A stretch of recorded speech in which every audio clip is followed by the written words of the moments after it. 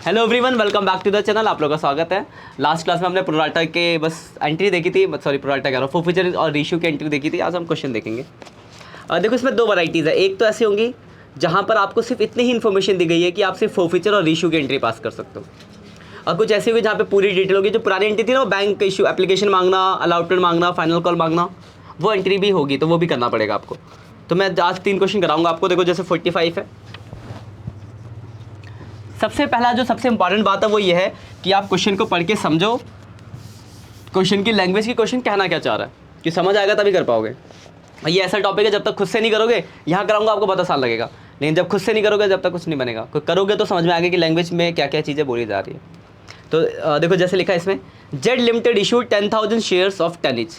Z limited company 10,000 share issue कर रही है, 10 रुपये का एक है। एप्लीकेशन पे बोला हुआ है 3 रुपये। एप्लीकेशन कितना बोला है? 3। अलॉटमेंट कितना बोला हुआ है? 3 रुपये। और फाइनल कॉल कितनी बोली गई है? 4 रुपये। देखो ये कॉल हो गई, और शेयर कितने हैं? 10,000। यहाँ तक बॉक्स बनाने में कोई दिक्कत? फिर आगे लिखा है, all amount were duly receive except the call money of 100 shares. मतलब सारे पैसे मिल गए, बस कॉल पे 100 शेयर्स पे पैसे नहीं मिले। यानी ये क्या हो गया आपका? अरे एक बार बताओ, यहाँ से लेकर यहाँ तक की जो 6 एंट्री होती है वो आप कर नहीं सकते? पढ़िए ना, आप याद है?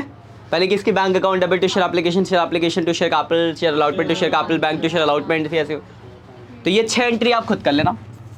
ये यहाँ पर करना है, ये 6 एंट्री भी, ठीक है ना, क्योंकि क्वेश्चन में इन्फॉर्मेशन है।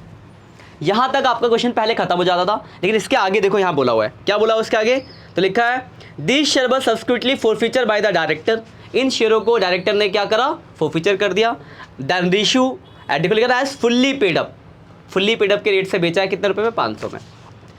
तो एक बार बताओ, कौन से शेयरों को फॉरफीचर करते हैं? जो नहीं देते पैसा, यानी कितने? बताइए, इन 100 शेयरों को फॉरफीचर करोगे। अब फॉरफीचर की एंट्री मैंने आपको पढ़ाई रखी है। फॉरफीचर की एंट्री हमने क्या पढ़ी है? शेयर कैप, ये 6 एंट्री के बाद होगी 7वीं एंट्री, ठीक है ना। Share capital account debit to share forfeiture, और जो नहीं मिला, क्या नहीं मिला आपको? Final call. देखो 100 शेयर्स, शेयर कैपिटल में आता है जितना हमने मांगा, तो हमने उससे एप्लीकेशन भी मांगा, अलॉटमेंट भी मांगा, और फाइनल कॉल भी मांगा। यानी कितने मांगे? 10 मांगे। मिले कितने? 6 मिल गए। ये दोनों कॉल मिल चुकी है, तो 6 मिल गए। यानी कितना मिल गया आपको? 600। और क्या नहीं मिला आपको? फाइनल कॉल के 400 नहीं मिले। ये हो गया आपकी फॉरफीचर की एंट्री। कोई दिक्कत? अब फिर रेशियो के लिए बोला है, रेशियो की एंट्री भी आपने पढ़ी है। एंट्री याद होनी चाहिए। एंट्री है रेशियो की, bank account debit share forfeiture account debit to share capital और टू कैपिटल रिजर्व। ये एंट्री है ना। आज जरा अमाउंट दिखना कैसे भरता हूँ मैं यहाँ पे। बैंक में आता है जितने के रेट से भेजा, तो क्वेश्चन बोलता कि सारे शेयर हमने 500 में भेजे, तो 500 आ गया। मिला कितना था आपको? 600 मिला था। यहाँ तो 500 में बेचा लिखा वहाँ पे दी दे रखी है, देखो पढ़ो, लिखा सब टाइम दी है। मिल कितना चुका था आपको इस पर पहले से ऑलरेडी? 600। और फुल्ली पेड अप मैंने बताया था, फुल्ली पेड अप का मतलब जितने का शेयर है, तो एक शेयर 10 रुपये का है, तो यहाँ कितना आ गया? 1000। डेबिट का 1100, क्रेडिट का 1000, तो बैलेंस कितना बच गया? 100 रुपये का कैपिटल रिजर्व। तो देखो आंसर में दिया होगा कैपिटल रिजर्व। जब आप क्वेश्चन करोगे तो आंसर आप मैच करोगे कैपिटल रिजर्व का। सही है? हाँ मतलब हाँ, 100 रुपये का बेनिफिट हुआ आपको, क्योंकि वो शेयर एक्चुअली में 1000 रुपये का है। 500 पहले मिल चुके थे, फिर 600 में आपने दोबारा भेज दिया, तो 100 रुपये कमा लिया आपने। ठीक है, तो यहाँ टोटल वैसे 8 एंट्री होंगी, 6 एंट्री पुरानी, फिर ये फॉरफीचर, फिर ये रेशियो। कोई दिक्कत? और ये फुल्ली पेड अप ना हो तो? फुल्ली पेड अप ना हो तो वहाँ पे पेड अप वैल्यू दी होगी, तो जो पेड अप वैल्यू दी होगी वो मल्टीप्लाई करेगी, दी होगी। फिर आप फुल्ली पेड अप नहीं लिखा हो तो लिखा होगा 90 पेड अप, 80 पेड अप, जितना लिखा होता है उससे मल्टीप्लाई करते हैं। अच्छा, ये 90 पर शेयर जैसे कोई? हाँ, कहीं ना कहीं लिखा होगा भी अभी नीचे वाले में। हाँ देखो, अगले वाले क्वेश्चन में आ रहा पेड अप दे रखा है, तो नहीं तो मेंशन होगा। अभी दिखाता हूँ मैं आपको अगला क्वेश्चन। ये देखो 53 है ना, अगला अल्फा लिमिटेड है ना।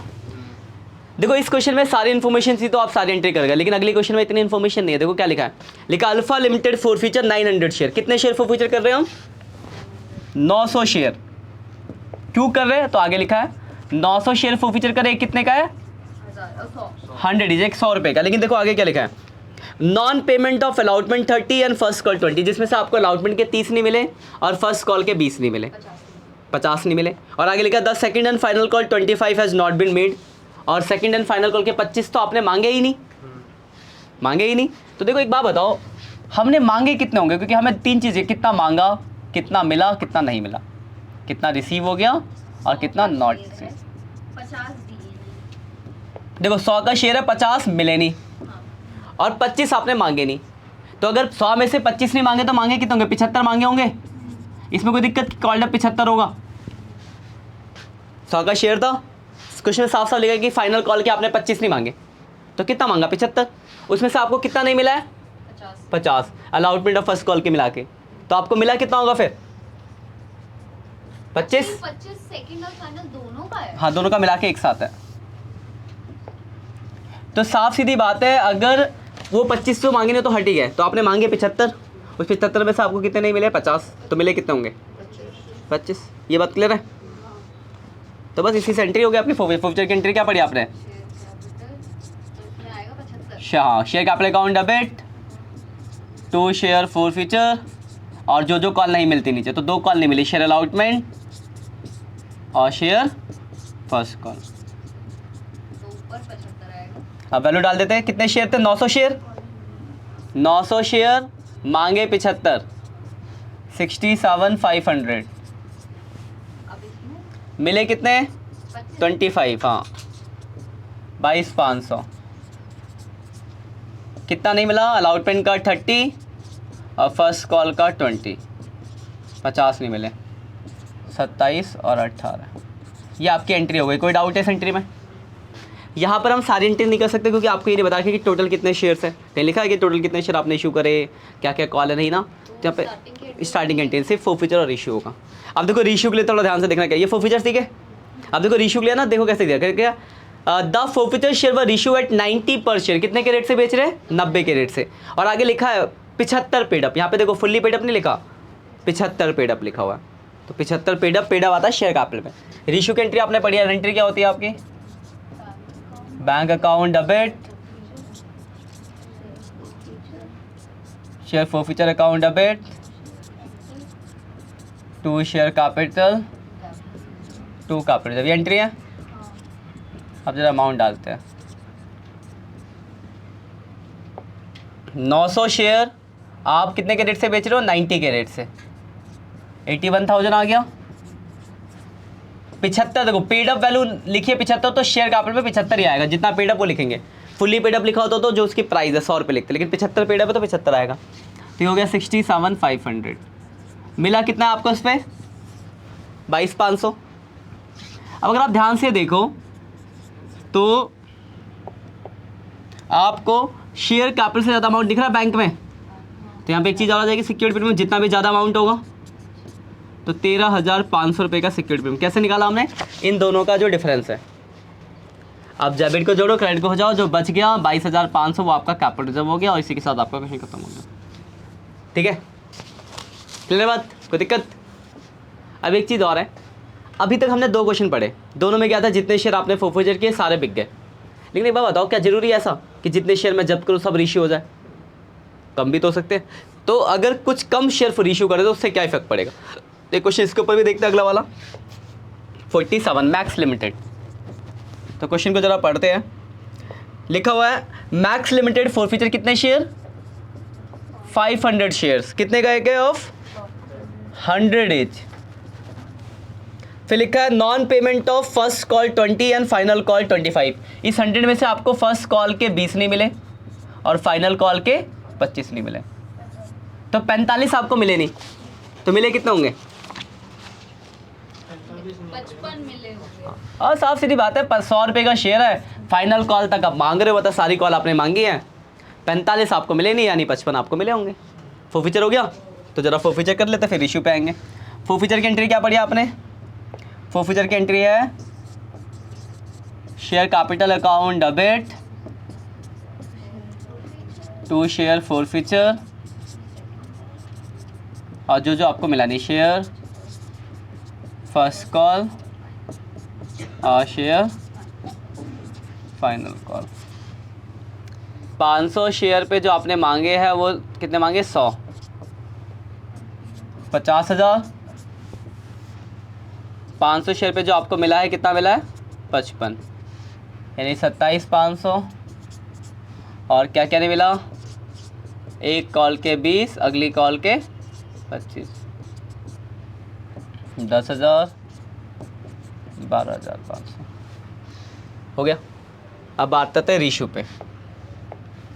रीशू के लिए देखो उसमें लिखा हुआ है, आगे पढ़ोगे ध्यान से। तो रीशू के लिए देखो क्या लिखा है, वहाँ पे लिखा है आधे out of this 250 shares were issue at 50 पर शेयर फुल्ली पेड। को लिखा हुआ है fully paid up, fully paid up का रूल है, लेकिन आप सिर्फ 250 शेयर बेच रहे हो। बेचने की एंट्री आपने पढ़ी है, bank account debit, share forfeiture account debit, to share capital और टू कैपिटल रिजर्व, ये एंट्री पढ़ी हमने। अमाउंट देखना ध्यान से। देखो बैंक में आता है जिस रेट से बेच रहे हो, तो 250 शेयर आपने कितने के रेट से बेचे हैं, 50 के रेट से, तो 12,500 आ गया। कोई दिक्कत इसमें? फुल्ली पेड अप बोला हुआ है तो 250 इंटू 100, 25,000 यहाँ आ गया। इसमें कोई परेशानी? ये दोनों अमाउंट ठीक है। 250 शेयर 50 के रेट से बेचा, 12,500। फुल्ली पेड अप तो 250 शेयर, एक की प्राइस 100 रुपये, 100 रुपये का शेयर था। तो ये ठीक है, तक फॉरफीचर ध्यान रखना। अब जब हमें मिला कितना है, तो क्या मैं ये पूरा 27,500 लिख दूँ यहाँ? नहीं, आधा नहीं लिख सकते, क्योंकि ये तो पूरा आपको 500 शेयर पे मिला है ना। तो जब कम शेयर बेचते हैं तो फॉरफीचर का उतना ही अमाउंट एडजस्ट किया जाएगा, तो आधा, यानी इसका समझो एक शेयर पे कितना मिला था, 55, तो 250 इंटू 55, तो आपका आ जाएगा 13,500, 750, सॉरी 13,750 होगा इसका आधा।